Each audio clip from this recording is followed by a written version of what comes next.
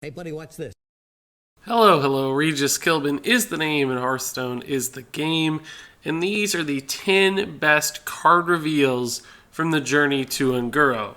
That's right, the expansion is here, but before it officially launches, I did want to go ahead and make my stance for rating the 10 best cards. Essentially, I'm putting it out there, even though we don't really have any idea what's going to be good or bad. I think these are the cards that are going to end up being the best, most influential pieces of the meta. So let's go ahead and jump into my list.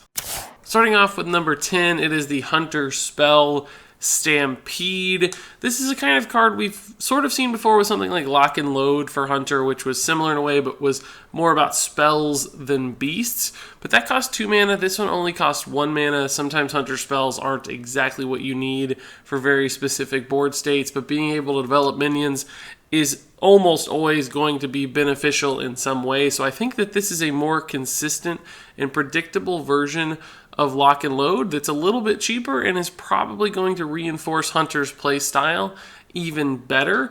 And since this is essentially card draw / card generation, which is a gap Hunter has had for a really long time, I'm excited to see what Stampede can do for this class. Moving on to the number 9 spot is Primordialglyph, a new spell for mages.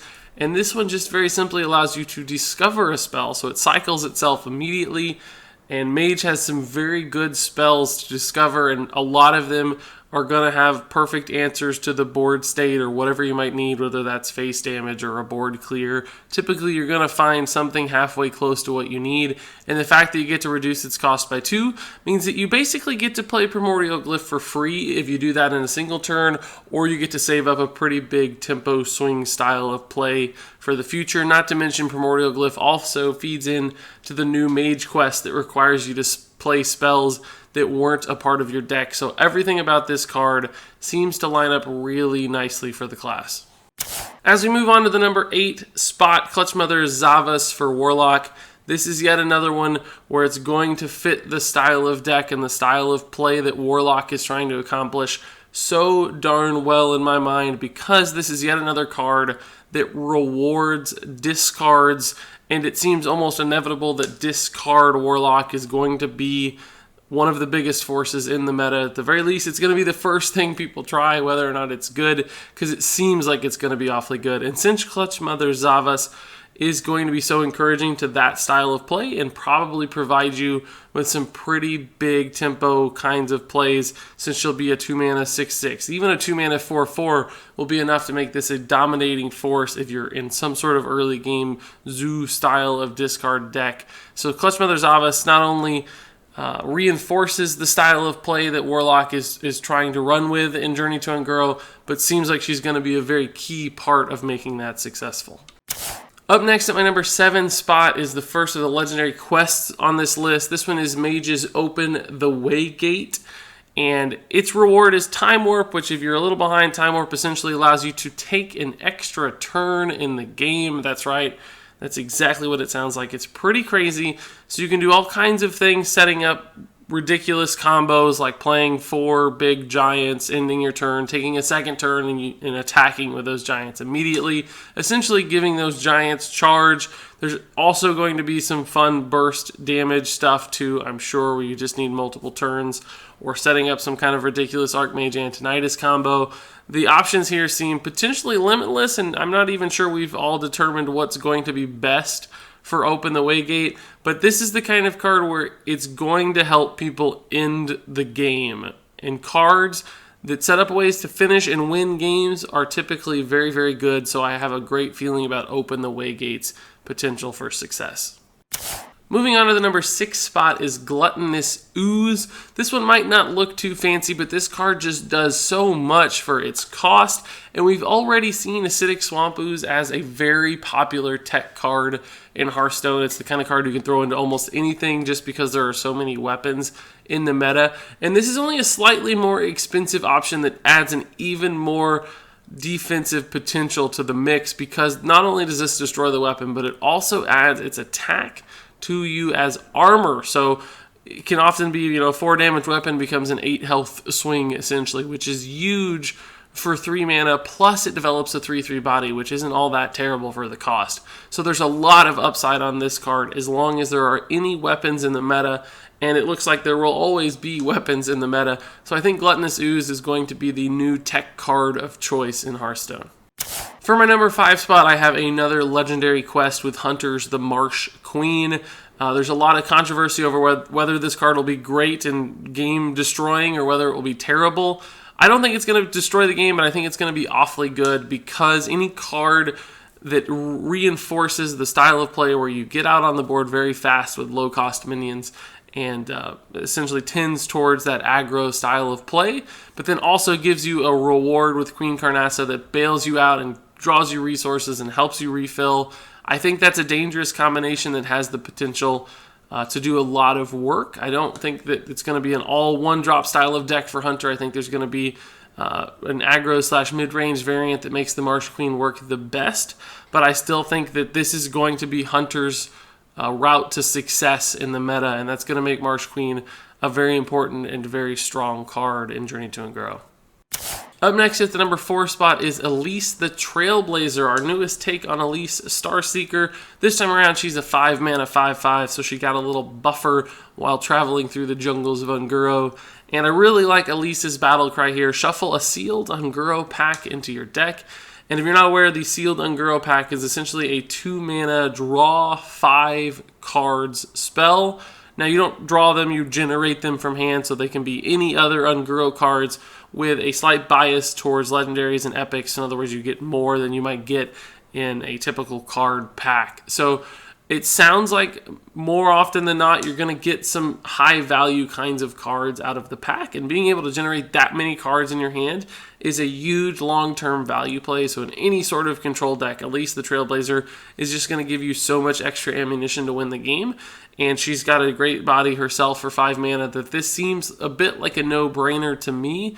It's just going to be a nice, solid addition to a lot of different decks. Moving into the top 3, up first at the number 3 spot itself is the new rogue minion, Vile Spine Slayer. It's just a 5 mana 3/4, but this combo effect is insane. It allows you to destroy a minion. So this is Rogue's Assassinate attached to a 3/4 body, but for the exact same cost as Assassinate, which is totally crazy. Not to mention that since this is essentially a battle cry effect or an onboard minion effect with combo, you can do it on cards that can't otherwise be targeted by spells or hero power. So it's even better than Assassinate in a lot of ways, as long as you're able to fulfill that combo. And of course, as we know, Rogue typically doesn't have too much trouble doing that with all the different cheap spells that are available to Rogue. Not to mention that if you know this card is in your deck or even in your hand, you can save up things like a backstab in order to ensure that you can destroy those giant threats, the Ragnaros and everything else. And any card that allows you to swing the board in your favor, destroy something while playing a minion of your own, is often going to be very strong. And since this outright destroys almost anything with 100% effectiveness, it looks like Vile Spine Slayer is going to be particularly strong. So let's move on to my number 2 card, and this time around it's the new Shaman class legendary Kalamos Primal Lord, the new 8 mana 7/7 elemental with the craziest battle cry in Hearthstone. Essentially, when you play this, you get to cast an Invocation, which is one of 4 spells. You can summon a bunch of 1/1s, you can cast a mini Flame Strike against your opponent's board, you can deal damage to the opposing hero, or you can heal yourself, all of which have some practical application at any point in the game. I mean, the very worst that's going to happen is maybe you're ahead and you deal some damage, but it doesn't actually hurt your opponent too much. But you still get to develop a 7/7, and most of the time, there's always going to be something that's a bonus for you. So there's no real downsides here to me as far as I'm concerned. The only risk of this card not being completely ridiculously good is if elementals aren't all that good and it's hard to build an elemental deck to support it. But as long as that's the case, I can't envision a world where Kalamos Primal Lord doesn't at least do some work. And since I have so much faith in the card and its impact on the board and its fit with Shaman's archetype of elemental, it seems, in this expansion, this is a no-brainer. Kalamos has to be a good card. That's why he's number 2 on my list. But I'm reserving the number 1 spot for a different card. This is just a neutral minion, but I totally believe in Blaze Caller, a new 7 mana 6/6 elemental. It has the same condition as Kalamos the Primal Lord, Elementals have to be good for this to be good. It seems like they're going to, so I'm putting my faith in Blaze Caller.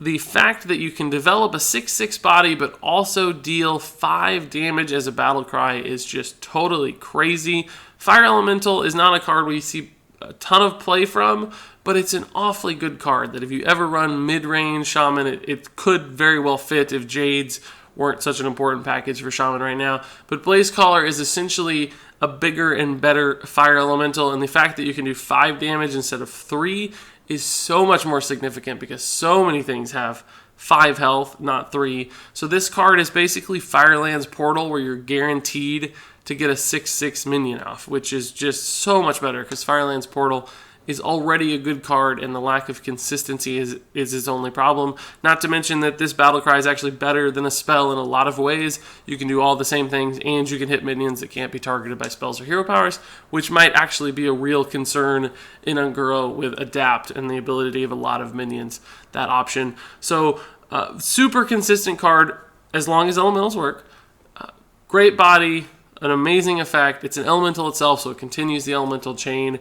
It's a little bit expensive perhaps at 7 mana, not for the effect, just the meta might be a little bit too fast for a card like this, but I think mid-range and control are going to be more dominant than typical in Unguro, and in a mid-range or control environment, Blaze Caller is absolutely going to stand out as one of the strongest cards in the set, if not, as in my opinion, the actual best card in Journey to Unguro.